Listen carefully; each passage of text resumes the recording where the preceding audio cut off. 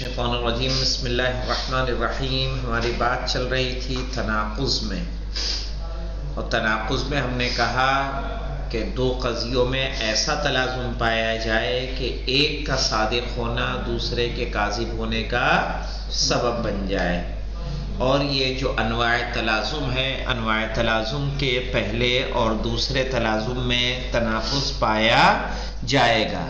تناقض کے بانتیجہ ہونے کے لیے اس میں کچھ شرطوں کا پایا جانا ضروری ہے۔ دو طرح کی شرطیں ہیں، ایک شروط الاتحاد ہے اور شروط الاختلاف۔ جو شروط الاتحاد ہے اسی کو کہا جاتا ہے وحدات سمان۔ وحدات سمان یعنی 8 چیزیں ہیں کہ جب دو قضیوں کے درمیان ان میں وحدت پائی جائے گی تو اس تب جا کے وہ تناقض کے اعتبار سے نتیجہ ملے گا ہمیں تناقض کا۔ ہم نے کل اس کے 2 پڑھ لیے تھے، 2 یا 3 پڑھ لیے تھے۔ آئیے اس کو ریوائز کرتے ہیں اور اس کے بعد آگے پڑھتے ہیں۔ کیا پڑھا تھا ہم نے؟ الاتحاد فی الموضوع، کہ اگر ہمارے پاس 2 قضیے ہیں تو دونوں قضیوں کا موضوع کیا ہونا چاہیے؟ ایک ہونا چاہیے۔ دونوں قضیوں کا موضوع متحد ہونا چاہیے۔ فلو اختلفت القضیتان، فلو یعنی اگر اختلفت القضیتان، 2 قضیے کیا ہو جائیں؟ مختلف ہو جائیں، فی الموضوع، کس میں؟ موضوع میں، لم تتناقضا، تو ان کے درمیان تناقض نہیں ہوگا۔ جیسے علی تلمیذ احمد لیس بتلمیذین، پہلے قضیے میں علی موضوع ہے، دوسرے قضیے میں احمد موضوع ہے، تو چونکہ دونوں قضیوں کے موضوع بدل گئے اس لیے ان میں تناقض نہیں ہوگا۔ پھر ہے الاتحاد فی المحمول، محمول میں اتحاد ہو۔ کہہ رہے فلو اختلفت القضیتان فی المحمول، اگر 2 قضیے محمول کے اعتبار سے مختلف ہوں گے، لم تتناقضا، تو ان میں تناقض نہیں ہوگا۔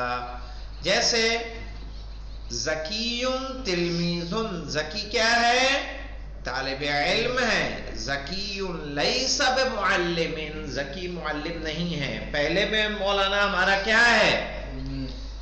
محمول کیا ہے؟ تلمیذ ہے، اور دوسرے میں محمول کیا ہے؟ معلم ہے۔ تو جب بدل گیا ہے تو بدلنے کے بعد کیا ہوگا؟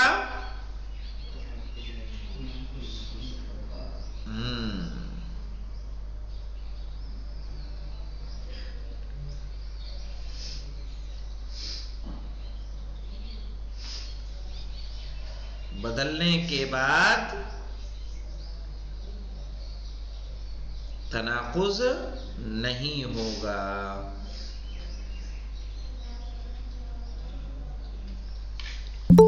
ٹھیک ہے؟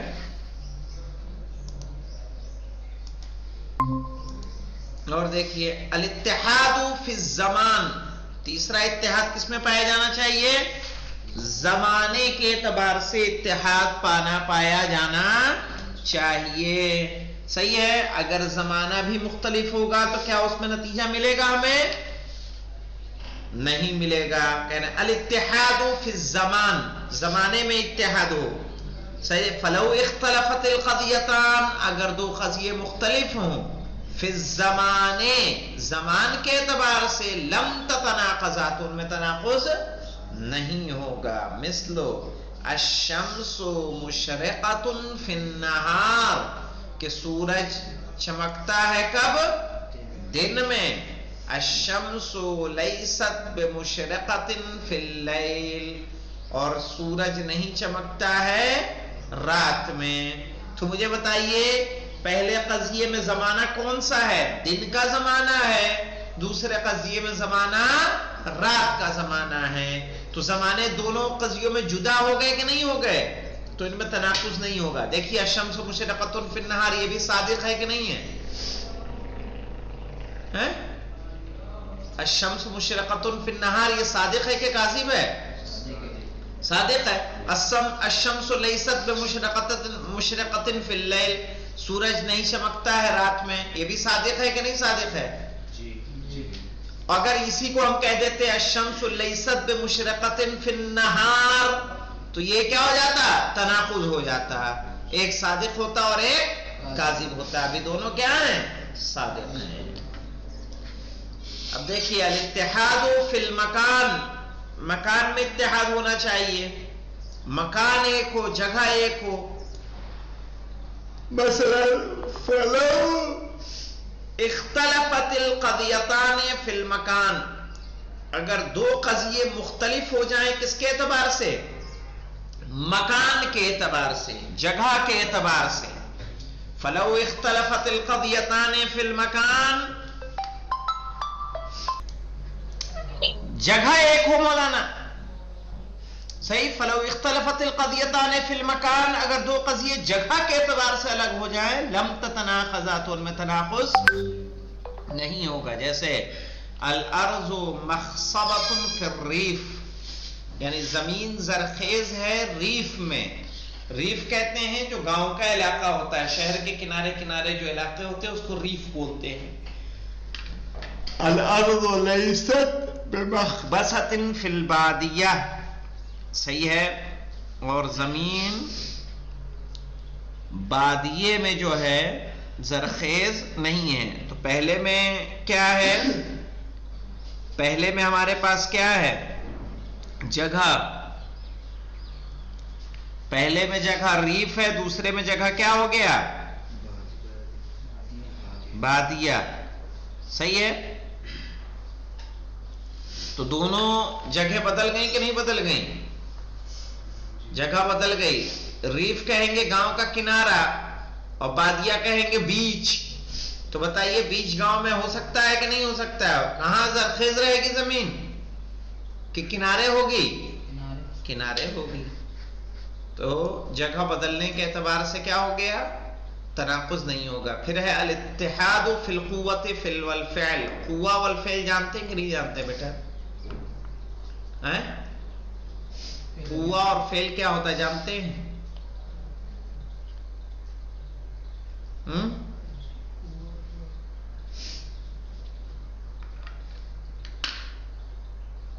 اور نہیں جانتے، دیکھیں ایسے سمجھ لیں، نہیں، بالقوہ اور فعل، فعل یعنی جو آپ کی ابھی کی حالت ہے۔ جیسے آپ بالفعل کیا ہیں؟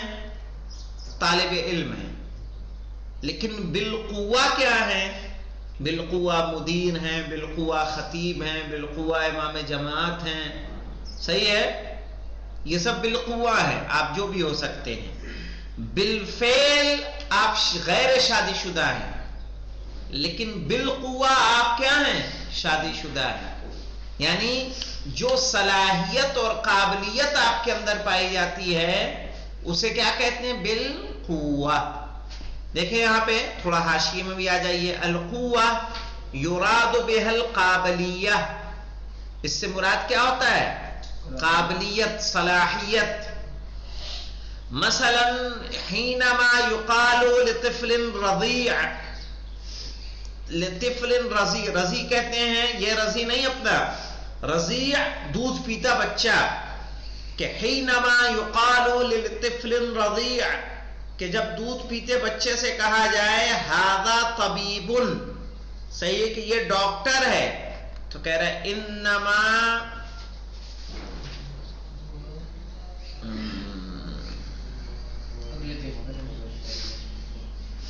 ہاں رک جاؤ بس، یہ تھوڑا پریشان کر رہا ہے۔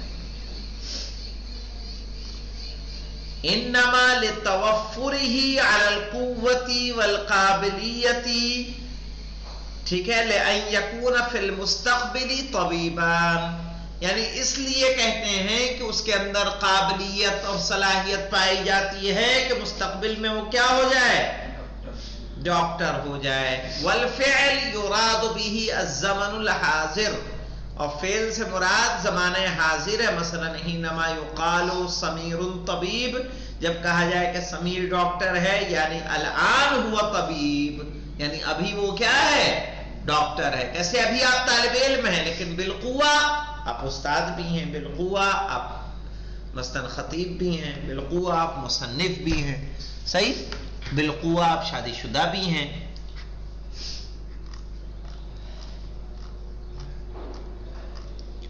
تو سمجھ میں آیا؟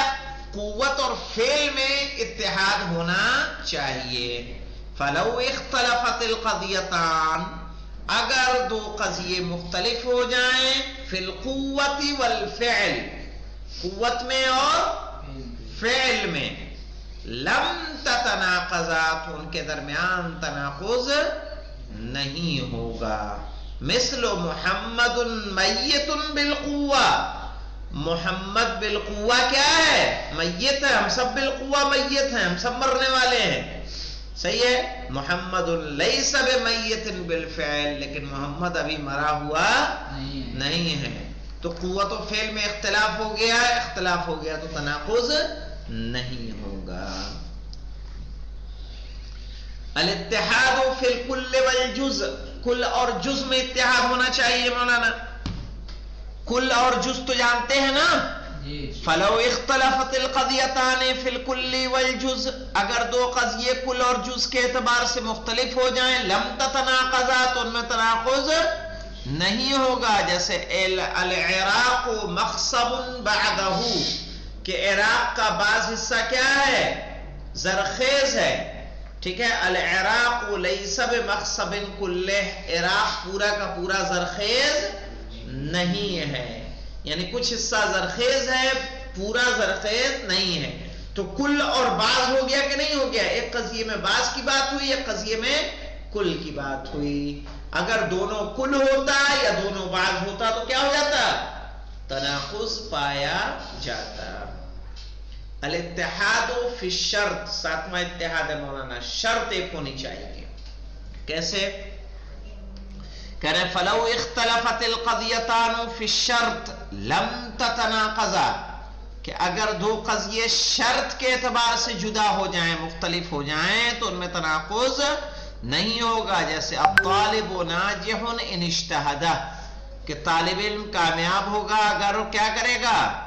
محنت کرے گا. الطالب غیر ناجح ان لم یجتہد، طالب علم کامیاب نہیں ہوگا اگر محنت نہیں کرے گا. مجھے بتائیے، ایک جگہ محنت کرنے کی شرط ہو گئی، ایک جگہ محنت نہ کرنے کی شرط ہو گئی. یعنی پاس نہیں ہونا ہے تو محنت نہیں کرنا ہے، پاس ہونا ہے تو محنت کرنا ہے. تو دونوں شرطیں محنت کرنے اور نہ کرنے کی کیا ہو گئیں؟ مختلف ہو گئیں. پھر دیکھیے الاتحاد فی الاضافہ، ٹھیک ہے، اضافت کے اعتبار سے اتحاد پایا جائے. فلو اختلفت القضیتان فی الاضافہ، کہ اگر دو قضیے مختلف ہو جائیں کس میں؟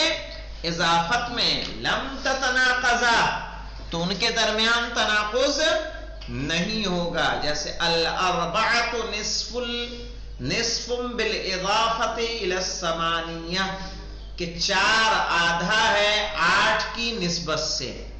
الاربعۃ نصف، 4 آدھا ہے، بالاضافۃ الی الثمانیہ، 8 کے اضافت سے، یعنی 8 کے مقابلے میں 4 کیا ہے؟